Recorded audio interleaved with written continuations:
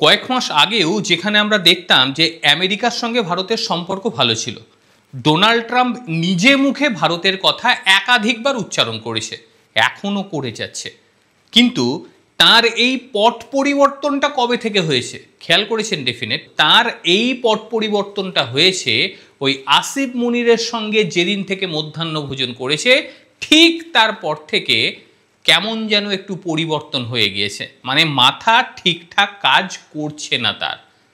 আর তিনি যেটা ভাবছেন যে আমি গোপনে কাজ সেরে দেব, তার ভাবার আগেই আন্তর্জাতিক মিডিয়া ঠিক কী ভেবে ডোনাল্ড ট্রাম্প কাজ করতে চাইছে সেটা ফাঁস করে দিয়েছে।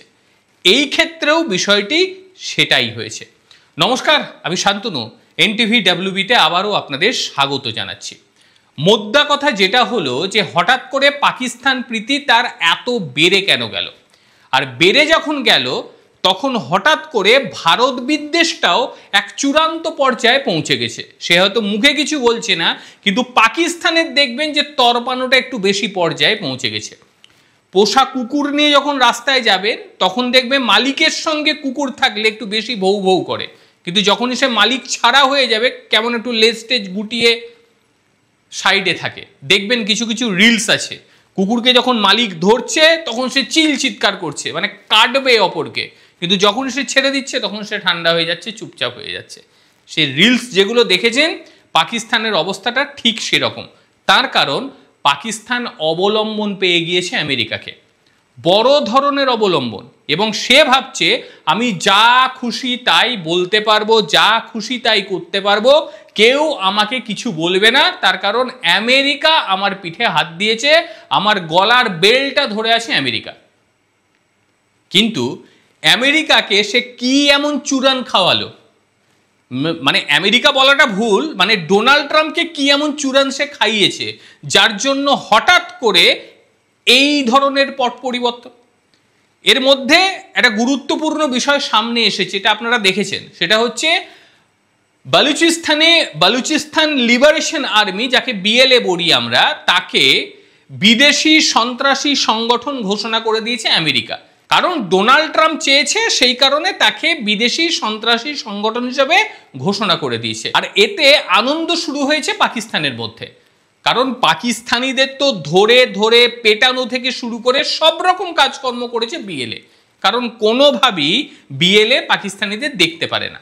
এইবার ভাবুন, সন্ত্রাসের বিরুদ্ধে এবার লড়াই করবে পাকিস্তান এবং আমেরিকা। ভেবে দেখুন, যে আমেরিকার টাকায় পাকিস্তান সন্ত্রাসী উৎপন্ন করে, সেই পাকিস্তান এবং আমেরিকা একযোগে নাকি সন্ত্রাসের বিরুদ্ধে লড়বে।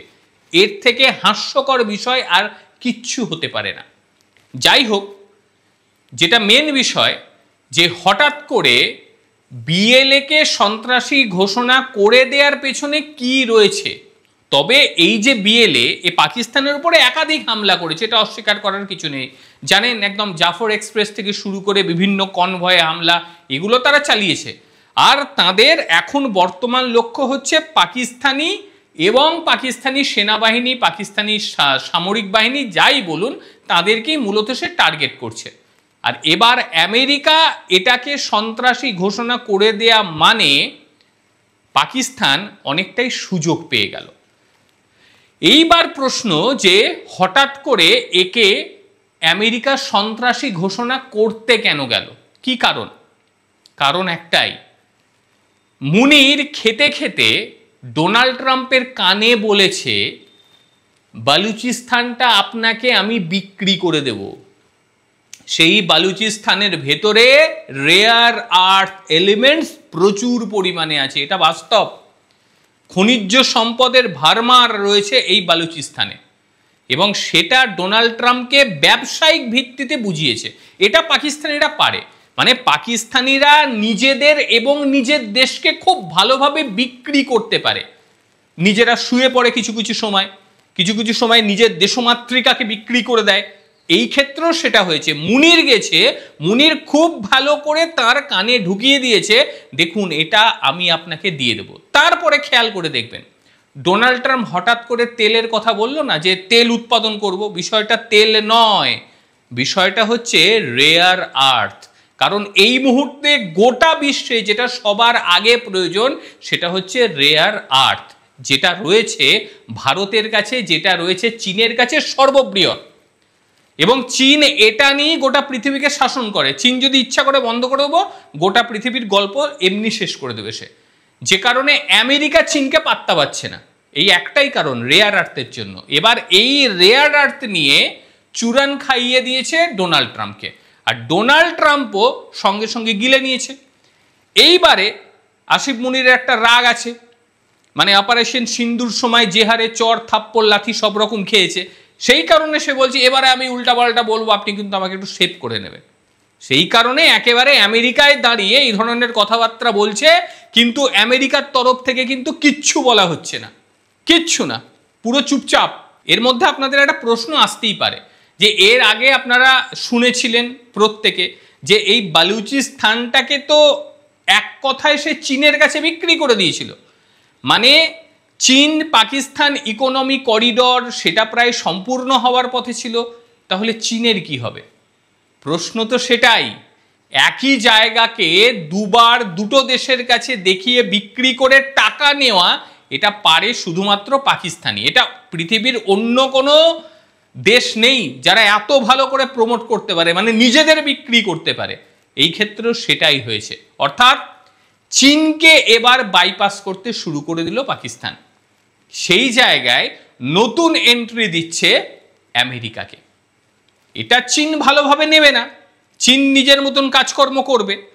এইবার আপনারা জানেন যে চীন কিন্তু বালুচিস্তানে কাজ করতে পারছিল না, যেভাবে বালুচ বিদ্রোহীরা পরপর চীনাদের উপর হামলা চালিয়েছে, যে কারণে কাজও তারা করতে পারেনি। এইবার আপনাদের মনে হতে পারে আমেরিকাই বা কিভাবে কাজ করবে, আমেরিকা কাজ করতে গেলে তাদের উপরেও তো হামলা হবে। সেই হামলাকে রোখা কি কখনো পর্যন্ত পাকিস্তানের সম্ভব?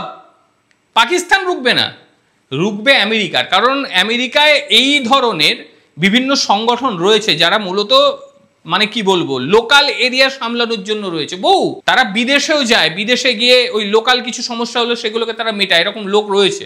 এই চেষ্টাটা আমেরিকা করবে সেখান থেকে বের করার জন্য, লোভ দেখিয়েছে।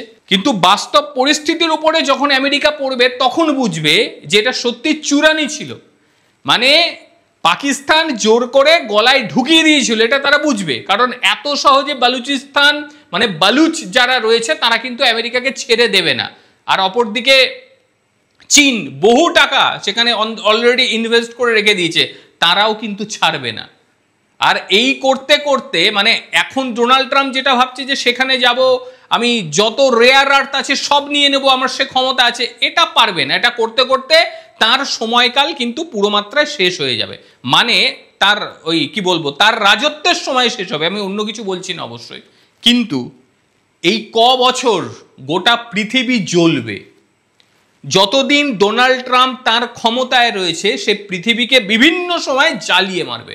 যাই হোক, কি বলবেন, যেভাবে পাকিস্তান আমেরিকাকে বিক্রি করতে পেরেছে খুব ভালোভাবে, এটা নিয়ে কি বলবেন? একটা সময় তারা চীনকে বিক্রি করেছিল, এবার তারা পাকিস্তানকে বিক্রি করে দিল। আর তারই সঙ্গে ডোনাল্ড ট্রাম্পের এই যে পদক্ষেপগুলি ভারতের বিরুদ্ধে, এটা নিয়েও আপনাদের বক্তব্য অবশ্যই জানাবেন। প্রত্যেকে ভালো থাকবেন, সুস্থ থাকবেন। আবারও দেখা হবে অন্য কোনো দিন অন্য কোনো ভিডিওতে। ততক্ষণের জন্য নমস্কার, ভালো থাকবেন।